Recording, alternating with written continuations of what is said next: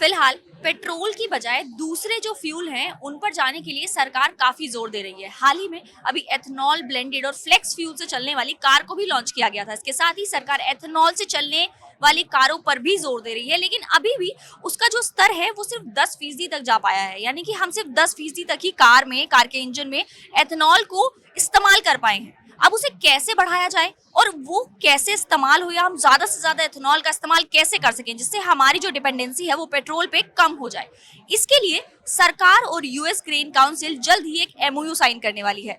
क्या होगा वो एमओयू और वो टेक्नोलॉजी या इस एमओयू का भारत को क्या फायदा होगा, इस पर बातचीत करने के लिए हमारे साथ मौजूद हैं अमित सचदेवा जी। सर, स्वागत है आपका जागिन बिजनेस पर। आप बताइए, जो आपका एमओयू सियाम के साथ साइन होने वाला है उसमें उससे भारत को कितना फायदा होगा और क्या-क्या चीजें होंगी जो भारत में इम्प्लीमेंट हो सकती हैं? सियाम एक एसोसिएशन है और यूएस ग्रेन्स काउंसिल भी एक एसोसिएशन है जो कि फार्मर्स की एसोसिएशन है यूएस में। और हमारा बेसिक ध्येय ये है कि फार्मर जो यूएस में काम हो रहा है उसको देश में, इंडिया में कैसे लाया जा सके। बेसिक कोलैबोरेशन जो है वो टेक्नोलॉजी ट्रांसफर का है कि यूएस में जो इथेनॉल हम यूज करते हैं किस तरह से यूज करते हैं, क्योंकि यूएस में जो इथेनॉल है वो हर गाड़ी में हर लीटर में 10% तो डलता ही डलता है। इसके अलावा 15%, 30%, 50%, 85% तक इथेनॉल पेट्रोल में डलता है और गाड़ियों में चलता है।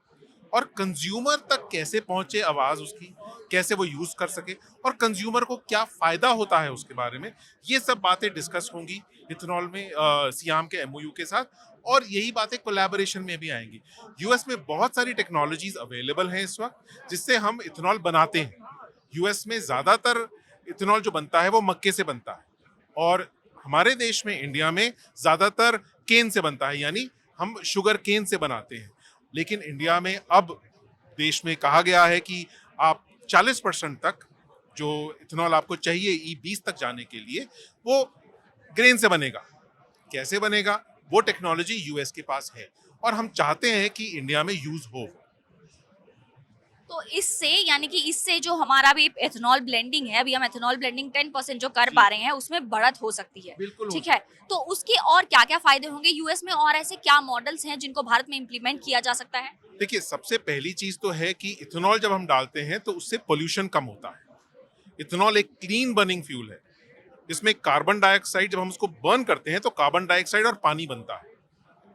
एरोमेटिक्स नहीं होते उसमें, जैसे एमटीबी, बीटीएक्स, ये सब जो हम डालते हैं उसमें नहीं डालना पड़ता है या कम डालना पड़ता है।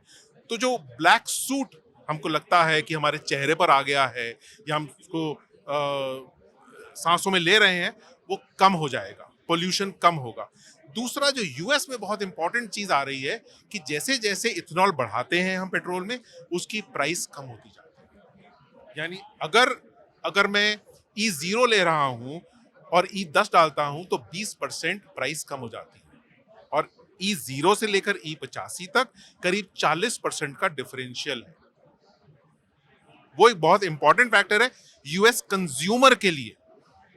ये सब बातें भी उस एमओयू में आएंगी, बट कैसे इंप्लीमेंट होगा देश में, ये गवर्नमेंट के ऊपर होगा। तो यानी कि ये कॉस्ट इफेक्टिव तो होगा ही, लोगों को भी बेनिफिट करेगा क्योंकि लोगों के पास एक तो पोल्यूशन कम कर देगा, दूसरा ये जो फायदेमंद चीज इसलिए भी है क्योंकि अगर हम उसे जितना ज्यादा इस्तेमाल करेंगे उतना ज्यादा हो जाएगा। सर, एक सवाल ये कि हम इस एमओयू के बाद या मैक्सिमम हम कितना एथेनॉल ब्लेंडिंग कर सकते हैं? देखिए, गवर्नमेंट ऑफ इंडिया का प्लान ये है कि E20 तक हमें जाना है 2025 तक। अभी हम E10 तक हैं। कुछ कुछ स्टेट्स में हम E11 और E12 भी कर रहे हैं। तो धीरे धीरे चलेंगे, स्मॉल स्टेप्स लेकर के E20 तक हम पहुंच जाएंगे, 20% ब्लेंडिंग करीब 2025 तक। ये गवर्नमेंट का प्लान है। उसी प्लान के तहत गवर्नमेंट ने बहुत सारी पॉलिसीज दी हैं, इन्वेस्टमेंट हो रही है। हमारा काम ये है कि वो इन्वेस्टमेंट अच्छी तरह से यूज हो जाए। कैसे यूज होगा वो ट्रेड के ऊपर डिपेंडेंट है।